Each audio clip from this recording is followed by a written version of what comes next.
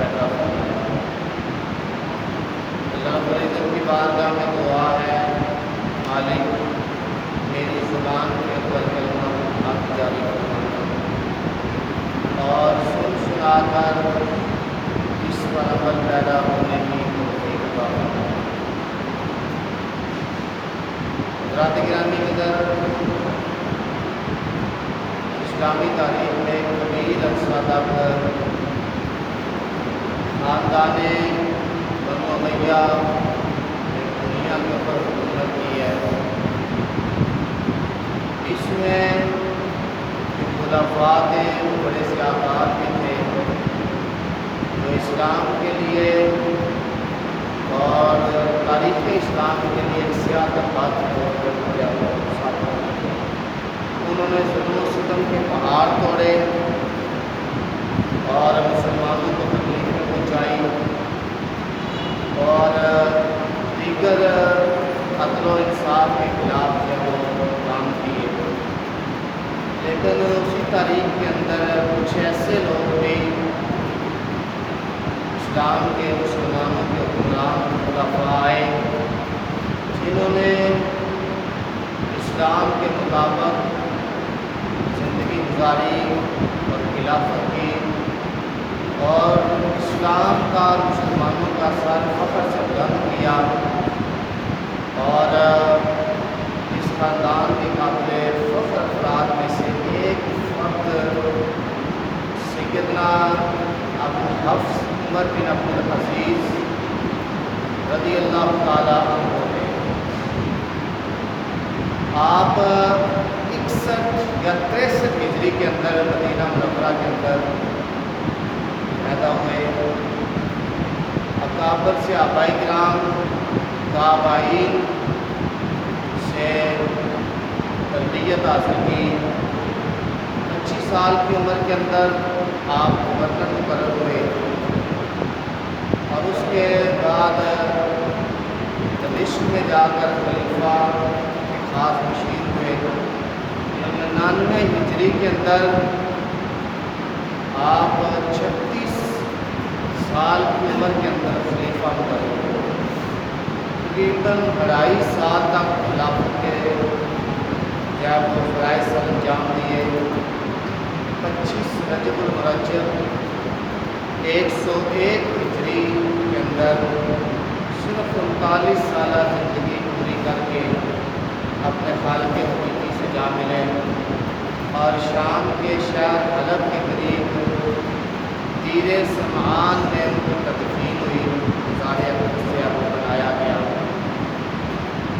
اتنی اچھی سیرت، اتنا اچھا کردار، عدل و انصاف کے ساتھ انہوں نے زندگی بسر کی اور خلافت جو کی کہ آج بھی لوگ فخر سے میرا اندر والد کی بات ہے۔ خلافت کے فرائض سر انجام دیے۔ صرف 39 سالہ زندگی کے اندر اتنی خوبصورت ہوگی، زیادہ لمبی چوڑی عمر نہ بھی ہو، تھوڑی عمر ہو لیکن کام اچھے ہو تو دنیا یاد رکھتی ہے۔ بندے کی عمر 80 سال ہو، 60 سال ہو، 120 سال ہو، لیکن اس کے کام غلط ہو تو لوگ اچھے لفظوں سے یاد نہیں کرتے۔ عمر بن عبدالعزیز کا آج بھی لوگ اچھے الفاظ کے ساتھ جب وہ ذکر کرتے ہیں، تذکرہ کرتے ہیں کہ زندگی بڑی تھوڑی سی اللہ پاک نے دی ہے، تھوڑا سا موقع دیا ہے، 39 سالہ زندگی ہے، لیکن عدل و انصاف اور اسلام کے اوپر احسانات ان کے آج بھی تاریخ ان کو سونے کے حروف کے ساتھ یاد کرتے ہیں۔ 39 سالہ زندگی کے اندر بہت اچھی زندگی گزاری، اسی لیے اللہ رب العزت فرماتا ہے ان الذین آمنوا وعملوا الصالحات سیجعل لهم الرحمن ودا۔ اللہ پاک فرماتا ہے بے شک وہ لوگ جو ایمان لائے، ایمان لانے کے بعد نیک اور صالح عمل انہوں نے کیے، اللہ پاک فرماتا ہے سیجعل الرحمن ودا۔ اللہ رب العزت ان لوگوں کی محبت لوگوں کے دلوں میں ڈال دیتا ہے، ان کی محبت اللہ رب العزت لوگوں کے دلوں میں ڈال دیتا ہے۔ انہیں اس دنیا کو چھوڑے ہوئے صدیاں بیت جاتی ہیں، لیکن زمانے بیت کے پھر بھی ان کو لوگ یاد کر کر کے آنسو بہاتے ہیں اور ان کی سیرت کا ایک ایک پہلو لوگوں تک پہنچاتے ہیں اور بتاتے ہیں کہ عمر بن عبدالعزیز نے یہ کیا تھا، عمر بن عبدالعزیز کیسا ایسی حکمرانی کی، اتنا عدل و انصاف کیا، اتنی اچھی سیرت والا تھا، اتنی اچھے کردار والا تھا، اتنی سونی فکر والا تھا۔ آج بھی لوگ جب یاد کرتے ہیں، زندگی بندہ بہترین گزارے، اللہ اس کے رسول کے حکم کے مطابق گزارے، تو اللہ رب العزت ایسے لوگوں کی زندگیوں کے احوال اور ان کی محبت لوگوں کے دلوں کے اندر ڈالتے ہیں۔ صدیاں بیت جاتی ہیں لیکن اللہ رب العزت ان کے نام و نشان کو مٹاتا ہے۔ حضرت امام احمد بن حنبل رضی اللہ تعالیٰ عنہ اذا رأیت رجلا یحب عمر بن عبدالعزیز ویذکر محاسنہ ویرجوها فاعلم ان من وراء ذلک خیر انشاءاللہ۔ فرماتے جب دیکھو کسی شخص کو حضرت عمر بن عبدالعزیز رحمۃ اللہ تعالیٰ سے محبت کرتا ہے، ان کی خوبیاں بیان کرتا ہے اور ان کی خوبیوں کو عام کرتا ہے، تو جان لو کہ اس کا نتیجہ خیر ہی خیر ہے۔ جو بندہ عمر بن عبدالعزیز کا تذکرہ کرتا ہے اس بندے کے لیے خیر ہی خیر ہے، اس کے ہاتھ سے خیر ہی خیر ہے، وہ اچھے رزلٹ دینے والا ہے، تمہیں اچھا نتیجہ پیش کرنے والا ہے۔ جو عمر بن عبدالعزیز کا تذکرہ کرتا ہے، جو عمر بن عبدالعزیز کا ذکر کرتا ہے، یہ عام بندے نے نہیں کہا کہ حضرت امام احمد بن حنبل رضی اللہ تعالیٰ عنہ نے یہ اپنے قول سے ارشاد کرایا۔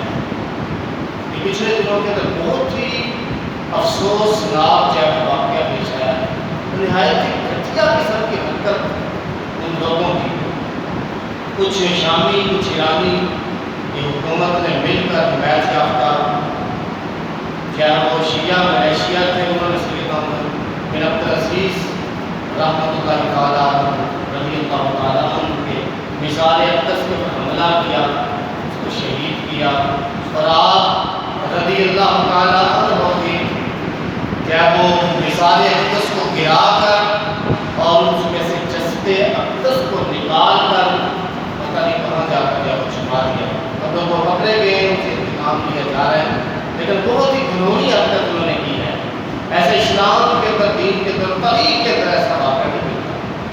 دیکھو صدیاں بیت چکی ہیں لیکن بدلہ لینے کے لیے اب بھی وہ لوگ کیا ہوتے ہیں، انہوں نے وہ بھولے نہیں اب تک، انہوں نے وہ بات بلائی کہ عمر بن عبدالعزیز نے اس طرح سے ہمیں شکست دی ہے، تو آج بھی وہ اپنے دلوں کے اندر وہ بات بٹھائے ہوئے ہیں اور بدلہ لے رہے ہیں۔ سید عمر بن عبدالعزیز رضی اللہ تعالیٰ بہت ہی اچھی سیرت والے، اچھی صورت والے اور اچھے کردار والی شخصیت تھے۔ آپ کے خاندان میں بھی بہت اچھے، آپ کے والد محترم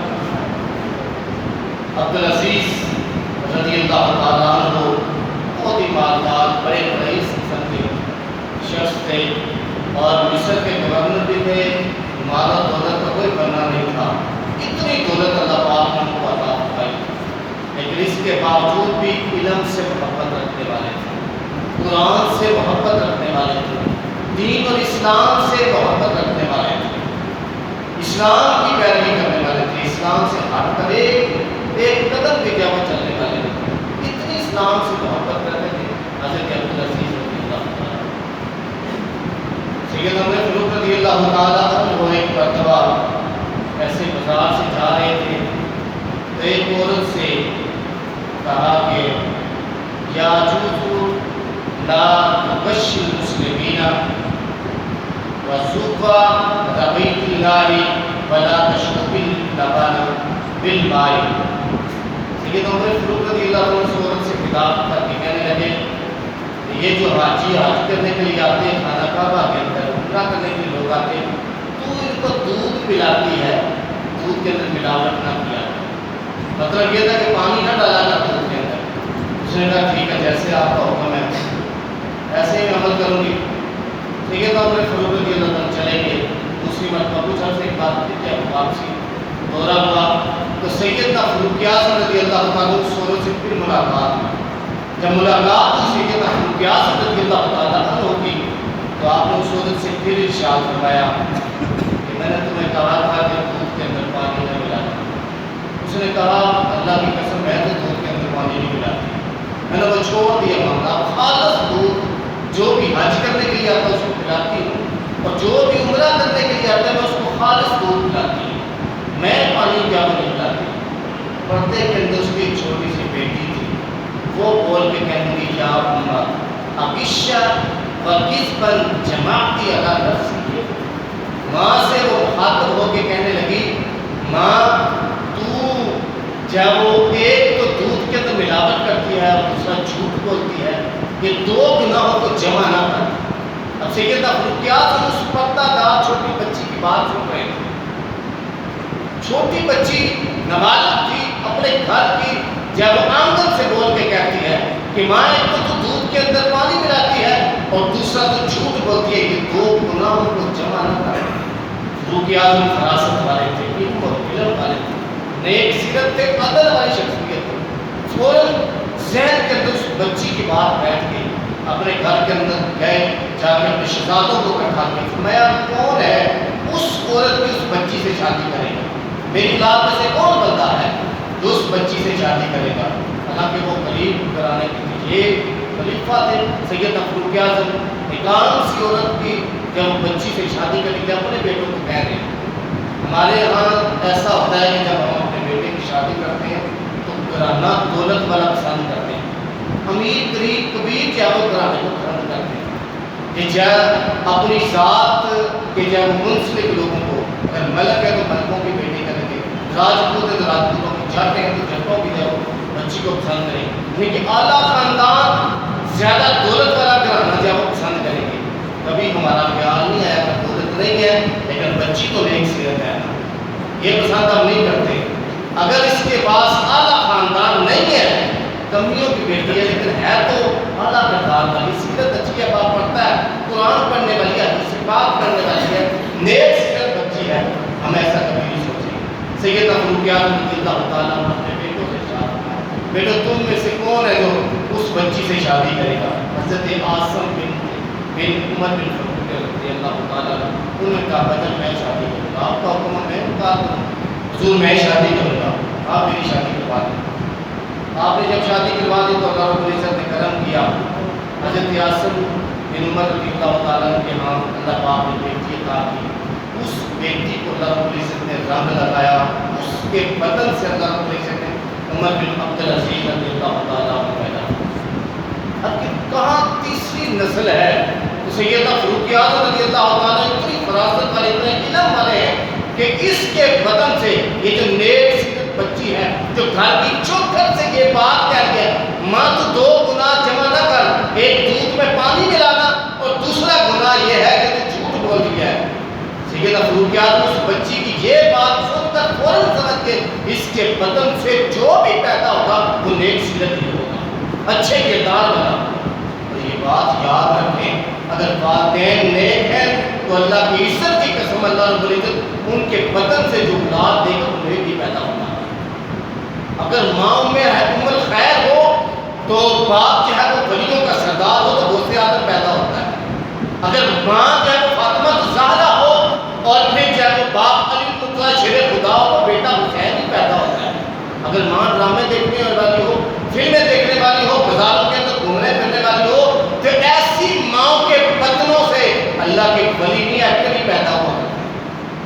मेरे भाइयों, जब भी अपने औलादों की, अपने बेटों की शादी करना चाहो, बेटियों की शादी करना चाहो, देखो इस बात को कि ये बेटा नेक सीरत है, नेक है, इसका खानदान नेक है, इस चीज़ को सबसे पहले जाओ, दीन वाला देखो। दौलत तो आने जाने वाली चीज़ है, इज्जत आने जाने वाली चीज़ है, ये माँ और मर्तबा ये मकाम भी आने जाने वाली चीज़ है, लेकिन दीनदारी यहाँ भी रहती है और वहाँ भी रहती है। अल्लाह रब्बुल इज़्ज़त ने उस बच्ची के बदन से जो औलाद दी उमर बिन अब्दुल अज़ीज़, तो सैयद फरूक आज़म रज़ियल्लाहु ताला अन्हु ने इरशाद फरमाया था मेरी औलाद में से एक बच्चा ऐसा पैदा होगा जिसके चेहरे के ऊपर निशान होगा, लेकिन वो बच्चा ऐसा होगा कि पूरी दुनिया के ऊपर अदल कायम करेगा। उसने ऐसा अदल किया उमर बिन अब्दुल अज़ीज़ ने कि جیسے فاروق اعظم رضی اللہ عنہ کے دور کے اندر عدل و انصاف پایا جاتا تھا، سیدنا عمر بن عبدالعزیز کے دور کے اندر بھی عدل و انصاف پایا جاتا تھا۔ تو اللہ رب العزت نے کچھ لوگوں کو جو ہے وہ یہ شان عطا فرمائی۔ سیدنا عمر بن عبدالعزیز رضی اللہ تعالیٰ عنہ، یہ بہت ہی پیاری جو ہے وہ سیرت ہے۔ آپ پیدا ہوئے مدینہ طیبہ کے اندر، تو آپ کے والد صاحب عبدالعزیز بڑے رئیس تھے، وہ مصر کے گورنر تھے۔ آپ چاہتے تھے کہ میرا بیٹا عمر بن عبدالعزیز میرے پاس سے رہے، میں اس کے اوپر دولت نچھاور کروں گا، اس کی اچھی خدمت اور پرورش کروں گا، یہ کڑیل نوجوان کیا وہ بنے گا۔ لیکن عمر بن عبدالعزیز بات کو پسند نہیں کرتے۔ اللہ رب العزت جس بندے سے کام لینا چاہتا ہے اس کی بچپن سے ہی تربیت فرما دیتا ہے، وہ بچپن سے ہی سیدھی راستے کے اوپر جب چلتا ہے۔ بعض بچے ٹیڑھے ہوتے ہیں، ان کے والدین ان کو سیدھا کر دیتے ہیں، لیکن بعض بچے پیدا ہوتے ہی ایسے ہوتے ہیں کہ انہوں نے آگے جا کے اچھا کام کرنا ہوتا ہے، تو اللہ رب العزت ان کو بچپن سے ہی سیدھے راستے کے اوپر چلاتا ہے۔ جیسے حضور اسلام نے سارے نبیوں کا سردار بنا، ختم نبوت کا سہرا حضور کے سر کے اوپر جب سجنا تھا، حضور اسلام پوری دنیا کے لیے رحمت للعالمین بن کے آنا تھا۔ بچپن سے لے کر جوانی تک، جوانی سے لے کر بڑھاپے تک حضور کی سیرت میں ایسا کوئی پہلو نہیں ہے جو غلط لفظ کے ساتھ لکھا ہے۔ سیرت کا ہر پہلو سونے کے حروف کے ساتھ لکھنے والا حضور کی سیرت تھی ایسی۔ تو سیدنا عمر بن عبدالعزیز رضی اللہ تعالیٰ کے بابا جان چاہتے تھے کہ وہ مصر میں میرے ساتھ ہی رہے، لیکن آپ نے یہ پسند نہیں کیا، بلکہ وہ مدینہ طیبہ کے اندر ہی اپنے ننھال میں ہی رہے۔ وہاں بہت سارے صحابہ کرام، اکابر صحابہ، تابعین، علماء و مشائخ سے دین کا جب وہ علم حاصل کیا، ساری زندگی جب وہ دین کا علم حاصل کرنے کے اندر جب 87 ہجری کو خلیفہ وقت ولید بن عبد الملک نے آپ کو مدینہ منورہ کا جب اور مکہ کا اور طائف کا جب گورنر بنانے کا آپ نے انکار کر دیا کہ میں نہیں گورنر بنوں۔ آج لوگ جب سفارشیں لینے کے جاتے ہیں ہمیں گورنر بنایا جائے، ہمیں جب وہ ایم پی اے کی سیٹ دی جائے، ایم ایل اے کی سیٹ دی جائے، وزیر بنایا جائے، ان کے پیچھے وزارت تھی لیکن یہ قبول نہیں کرتے۔ آخر کار جب وہ ولید بن عبد الملک نے مجبور کر دیا کہ آپ نے جب خلافت کرنی ہے، آپ نے گورنر بننا ہے، آپ نے شرطیں رکھی، جب میں گورنر بنوں گا میرے ہوتے ہوئے کسی کے اوپر ظلم و ستم نہیں ہوگا، میں کسی کے اوپر ظلم نہیں کروں گا۔ جتنے پہلے گورنر گزر چکے تھے وہ سارے کے سارے جب ظلم کرتے تھے، نجائز قتل و غارت کرتے تھے، لیکن فرمایا کہ میں جب تک گورنر رہوں گا میری گورنری کے اندر کسی کے اوپر ظلم و ستم نہیں ہوگا۔ جس کا حق ہے اس کا حق اس کو دیا جائے گا، جس کی ملکیت ہے اس کی ملکیت اس کو پوری پوری دی جائے گی، میرے ہوتے ہوئے کسی کے اوپر ظلم نہیں ہوگا۔ سیدنا عمر بن عبدالعزیز جب کو مدینہ منورہ مکہ کے طائف کے گورنر بن گئے، اعمل بالحق وإن لم ترفع إلينا إلا درهما واحدا، فرمایا دمشق کے اندر جب تک میں نے گورنری کی ہے ایک درہم بھی اگر کسی کے پاس کسی کا نجائز ہے تو میں عمر بن عبدالعزیز بنوانے کے لیے دیا۔ ایک درہم کیا چیز ہوتی ہے، اتنی بڑی سلطنت۔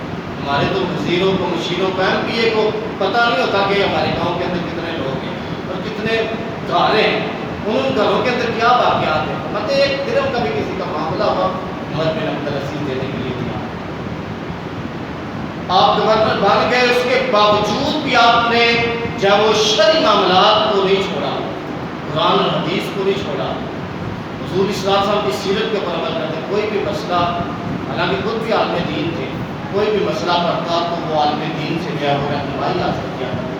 سیدنا عمر بن عبدالعزیز رضی اللہ تعالیٰ، ایک مرتبہ ایک مسئلہ پیش آیا تو علماء کی عزت بھی کیا کرتے تھے۔ آج جب بندہ تھوڑا سا بڑا ہو جاتا ہے، 4 پیسے آ جاتے ہیں، وہ علماء کو کچھ سمجھتے نہیں، حالانکہ علماء کی عام کوئی شخصیت نہیں ہے۔ اللہ کے پیارے حبیب علیہ السلام فرماتے ہیں العلماء ورثۃ الانبیاء، علماء انبیاء کے وارث ہیں۔ انبیاء کی وراثت درہم و دینار نہیں ہوا کرتی، ان کی جو وراثت ہوتی ہے وہ علم ہوتا ہے۔ تو یہ جو علم ہے جو علماء نے حاصل کیا ہے، یہ 15 20 سال، 9 سال، 10 سال جب وہ چٹائیوں کے اوپر بیٹھ کے اللہ اور اس کے رسول کے فرامین کو سمجھتے ہیں، سمجھنے کے بعد پھر جب سمجھ لیتے ہیں کہ ہم عالم دین بن چکے ہیں، پھر لوگوں تک اللہ اور اس کے رسول کا پیغام پہنچ جاتا ہے، تو عام بات نہیں ہے۔ تو سیدنا عمر بن عبدالعزیز علماء کی بڑی قدر کیا۔ ایک مرتبہ کسی مسئلے کی درپیش ہوئی، سیدنا عمر بن عبدالعزیز نے اپنے غلام کو بھیجا، جاؤ حضرت کہ وہ سعید بن مسیب رحمۃ اللہ تعالیٰ سے مسئلہ پوچھ گیا ہو۔ اب وہ غلام گیا، اس کو صحیح سمجھ نہ آئی، تو حضرت سعید بن مسیب رضی اللہ تعالیٰ کو غلام کے لے آیا کہ آپ نے گورنر صاحب بلا رہے۔ جب آپ کے پاس پہنچا تو آپ نے حضرت سعید بن مسیب کو دیکھا تو فوراً پریشان ہو گئے، میں نے تو مسئلہ پوچھنے کے لیے کہا تھا، تو یہ تو ان کو لے کے آ گیا۔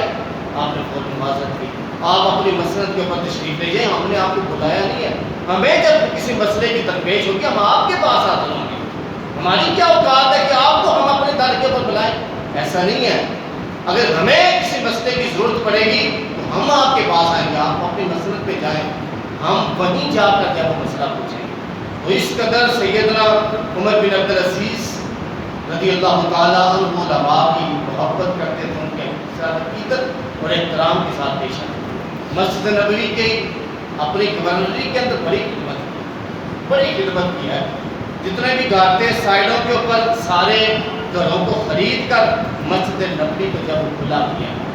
یہ جو آج محرابیں آپ کو نظر آ رہی ہیں نا، یہ حضور اسلام صاحب کے دور کے اندر نہیں تھی، سیدنا صدیق اکبر کے دور کے اندر نہیں تھی، فاروق اعظم رضی اللہ عنہ کے دور کے اندر یہ محراب جو ہے یہ نہیں تھی، عثمان غنی علی المرتضیٰ شیر خدا رضی اللہ عنہ کے دور کے اندر نہیں تھی۔ یہ جو محراب ہے یہ سیدنا عمر بن عبدالعزیز نے اپنے دور کے اندر بنوائی تھی۔ یہ جو محراب آج آپ کو نظر آتی ہے نا مسجد کے فرنٹ کے اوپر، یہ علیحدہ سے ایک حجرہ، علیحدہ سے ایک جگہ نظر آتی ہے، یہ سیدنا عمر بن عبدالعزیز رضی اللہ تعالیٰ عنہ کے دور مبارک میں یہ انہوں نے جگہ بنائی تھی، اور اعلیٰ سے اعلیٰ مقام علماء کو دینے کے لیے کہ تم جتنے بھی جب وہ ہستیوں کے مالک ہو، یہ جس کو تم نے آگے کھڑا کیا ہے، جس کو حضور کا مصلی عطا کیا گیا ہے، جس کو حضور کا منبر عطا کیا گیا، یہ بندہ عام نہیں ہے، اس کے لیے علیحدہ جگہ ہونی چاہیے، اتنا احترام کرتے تھے۔ یہ جو محراب ہے یہ حضرت عمر بن عبدالعزیز رضی اللہ تعالیٰ عنہ نے اپنے دور کے اندر بنایا۔ اب جب آپ 97 ہجری 6 سال تک مدینہ منورہ کے اندر جب وہ گورنر رہے، تو جو وقت کا جو بادشاہ تھا، جو خلیفہ تھا، اس نے یہ چاہا سلیمان بن عبد الملک نے کہ حضرت عمر بن عبدالعزیز کو اپنے بعد جب وہ خلیفہ مقرر کر۔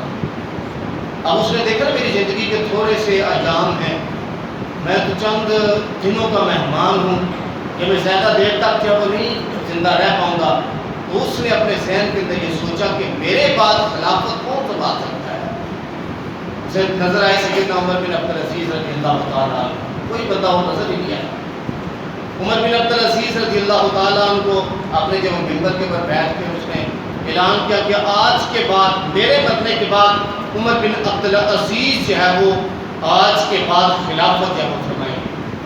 تو عمر بن عبدالعزیز کو جب ڈھونڈا گیا تو پوری مسجد کے اندر کہیں بھی نہ ملے، ایک کونے کے اندر جب وہ بیٹھے ہوئے تھے، بڑے جب وہ عاجزی اور انکساری کے ساتھ جو ہی اعلان کیا، تو یہ جو خلافت کے منصب تھے اور یہ جو کارنامے ادا کرنے تھے، جو کام تھے، ان کو سوچ کر ان کے جسم سے جان نکل چکی تھی، تو بخار چڑھ چکا تھا، ان کی جب ٹانگوں میں سانس ہی نہ رہی تھی۔ اور جب بلایا گیا کہ آپ کو جب وہ ممبر کے پر بلایا جائے تو اٹھنے کے قابل ہی نہ رہے، دو بندوں نے پکڑ کر جب حضرت عمر بن عبدالعزیز کو جب ممبر کے پر جب بلا، آج تو جب اعلان کیا جائے تو پہلی سفارشیں ہوتی ہیں، پہلی خلافت کے لیے، وزارت کے لیے، بادشاہیت کے لیے پہلے لوگ چنے ہوتے ہیں، پہلی درخواستیں پیش کی جاتی ہیں کہ مجھے خلیفہ بنایا جائے، مجھے ایم این اے بنایا جائے، مجھے ایم پی اے، مجھے چیئرمین بنایا جائے۔ ان کو بنایا جا رہا ہے لیکن کہتے ہیں میں اس قابل ہی نہیں۔ اور پھر جب ممبر کے اوپر جلوہ افروز ہوئے تو پہلا اعلان یہ کیا کہ میں ساتھیوں، مسلمانوں، حضور کا کلمہ پڑھنے والوں، میں آپ کے سامنے ایک بات واضح کرنا چاہتا ہوں، میں نے اپنی پوری زندگی کے اندر کبھی بھی دعا نہیں کی کہ مالک مجھے خلافت عطا فرما، میں نے کبھی بھی دعا نہیں کی کہ مالک مجھے خلافت عطا فرما، مجھے خلافت کی ضرورت ہی نہیں ہے، تو میں خلافت کو عام چیز نہیں ہے، بندہ گھر میں ہوتا ہے تو گھر کے افراد کی دیکھ بھال کرتا ہے. جب ایک گاؤں کا چیئرمین بنتا ہے تو اس پورے گاؤں کی رکھوالی کرنی پڑتی ہے اسے. جب بندہ ایک ملک کا رہنما ایک لیڈر بن جاتا ہے تو اس کو پورے ملک کی جو ہر چیز کا خیال رکھنا پڑتا ہے. ٹھیک ہے نا. کیا کہتے تھے نا فرات کے کنارے کی پر اگر بکری کا بچہ بھی بھوکا مار جاتا ہے تو عمر اس کا بھی جواب دینے والا ہے. میں اتنے بڑے بڑے کام میں کیسے کر سکتا ہوں؟ میری چھوٹی سی جان ہے, کمزور سا تو میں ہوں, میں کیسے یہ کارنامے انجام دوں؟ میں تو یہ کام نہیں کر سکتا. اور پھر دوسری بات یہ ارشاد فرمائی, آج تو لوگ کہتے ہیں نا میں شراب پیوں تو میرا ساتھ دینا, میں جوا کھیلوں تو میرا ساتھ دینا, میں برائی کے کام کروں تو ساتھ دینا. آج کل کے لوگ ساتھ بھی اسی کا دیتے ہیں جو پرلے درجے کا حرامی ہوتا ہے. نیک بندے کا کوئی بندہ ساتھ نہیں دیتا. ووٹ اسی کو دیے جاتے ہیں جو خراب قسم کا کرپٹ قسم کا بندہ ہوتا ہے. نیک بندے کو کون ووٹ دیتا ہے؟ مجھے پتا ہے جب میں شراب پی کے جیل میں جاؤں تو یہ تو چھڑانے نہیں جائے گا, چوری کر کے جیل میں جاؤں تو یہ چھڑانے نہیں جائے گا, کیونکہ یہ تو خود اس کے خلاف ہوگا. ووٹ اسی کو دیے جاتے ہیں جو پرلے درجے کا جب بندہ گناہ گار. بات سمجھ میں آ رہی ہے نا؟ تو سید عمر بن عبد العزیز رضی اللہ تعالیٰ جب حکمران بنے تو پھر رزلٹ آپ دیکھ رہے ہیں نا, جب بندہ غلط قسم کے لوگوں کو چن لیتا ہے تو اس کا رزلٹ ہمارے سامنے آ جاتا ہے. سال بھی نہیں گزرتا, 2-4 ماہ گزرتے ہیں تو پھر ہم اپنے ماتھے پیٹتے ہیں, دیواروں کے ساتھ ٹکرے لگاتے ہیں, یار کس کو چن لی, ظلم کر بیٹھے ہیں, زیادتی کر بیٹھے ہیں. اس بندے کو نہ لایا ہوتا تو اچھے بھلے دن تو گزر رہے تھے, پہلے حکومت ٹھیک تھی, اس نے تو جینا ہوا حال کر دیا. میرے بھائی جب تو ووٹ ڈال رہا تھا تو بریانی کی پلیٹ کے اوپر بک چکا تھا, چند ٹکوں کے اوپر بک چکا ہے. تو اسی خوشی کے اندر کہ میں اس کے ساتھ ہوں. جب تو پہلے ہی سوچا ہوتا تو پھر تجھے ایسا بنانا لگا. سیدنا عمر بن عبد العزیز جب مسجد کے اوپر کھڑے ہوئے فرمانے لگے, ارشاد فرمایا اگر میں اللہ اور اس کے رسول کی تابع داری کروں تو تم میں میری تابع داری کرنا. ایسا کسی قرآن نے کہا؟ مدینہ, ریاست مدینہ کے تو نام لوگ لیتے ہیں, لیکن میں بتانا چاہتا ہوں ریاست مدینہ قائم کرنے والا کون ہے. نام لینا اور بات ہے, ریاست مدینہ کو مسلط کرنا اور بات ہے, صرف باتوں سے کام چلانا اور ہے, تن من دھن لگا کر ایک نظام قائم کرنا یہ ایک اور بات ہے. فرماتے ہیں اگر میں اللہ اور اس کے رسول کی تابع داری کروں تو پھر میرا ساتھ دینا, میری تابع داری کرنا, میری بات ماننا. اگر اللہ اور اس کے رسول کی تابع داری نہ کروں, فرما بردار نہ ہوں, نہ فرمان ہو جاؤں, میری کوئی بھی بات ماننے کے لیے تیار نہ ہوں, میری کوئی بات نہ مانے. اللہ کی عزت کی قسم ایسا کردار ادا کیا, ایسا کردار ادا. جب مدینہ طیبہ کے اندر گورنر بنے تھے نا, تو جب مدینہ طیبہ کے اندر آئے تھے تو اونٹوں سے لدا ہوا سامان آیا تھا ان کے ساتھ. اتنا سامان تھا کہ اونٹ بھرے ہوئے آئے تھے آپ کے ساتھ مدینہ طیبہ کے اندر.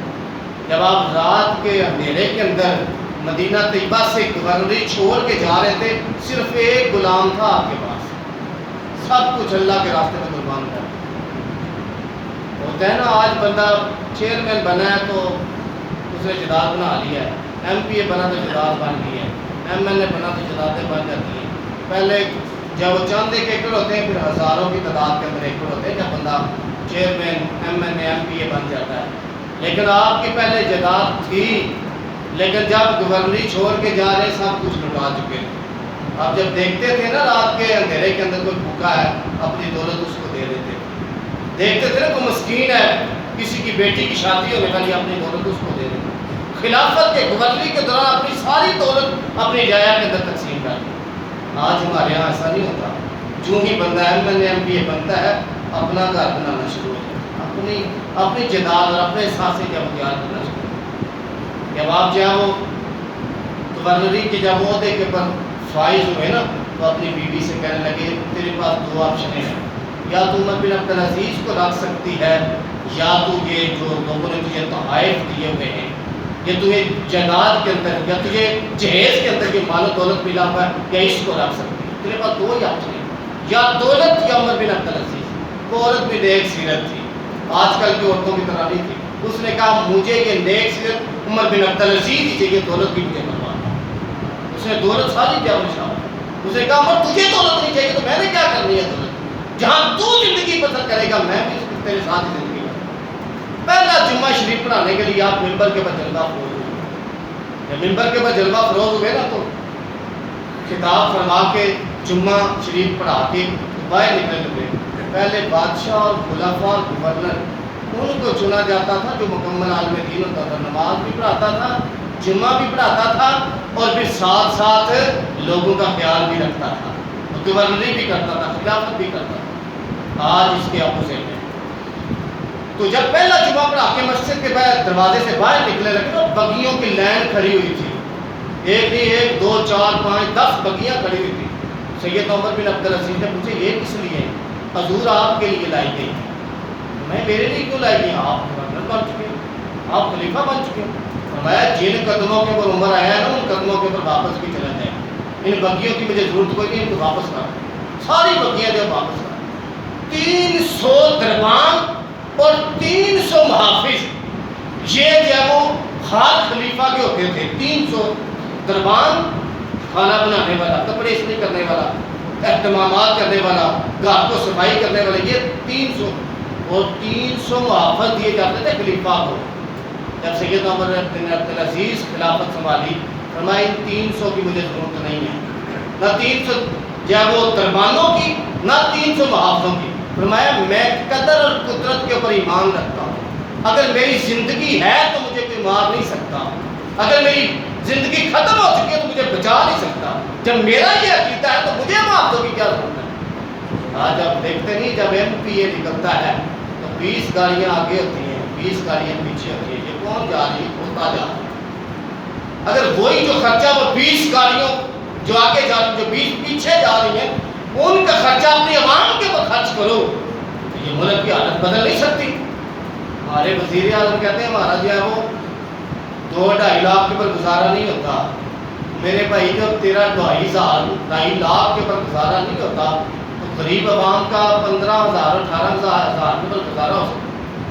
جب 13-2.5-3 لاکھ کے اوپر گزارا نہیں ہوتا, جب اس نے ایسے الفاظ کہے تو فوراً اس کی تنخواہ بڑھا دی گئی. کبھی ایسے کسی غریب کی بھی تنخواہ بڑھائی گئی ہے, کسی مسکین کی بھی تنخواہ بڑھائی گئی ہے. ہر قسم کا ظلم و ستم عوام کے اوپر ہے, کسی بادشاہ کے اوپر نہیں ہے. عمر بن عبدالعزیز نے کہا یہ 300 دربان, یہ 300 جو محافظ ہیں مجھے نہیں ضرورت. اور پھر اس کے بعد دیکھیں تو بہت سارے خیمے لگائے ہوئے تھے. فرمایا یہ خیمے کس کے لیے ہیں؟ رسول آپ کے لیے, آپ بادشاہ بن چکے ہیں. فرمایا مجھے خیموں کی ضرورت نہیں, صرف ایک خیمہ مجھے دے دو جس کے اندر عمر بن عبدالعزیز جب زندگی گزار سکتا ہے.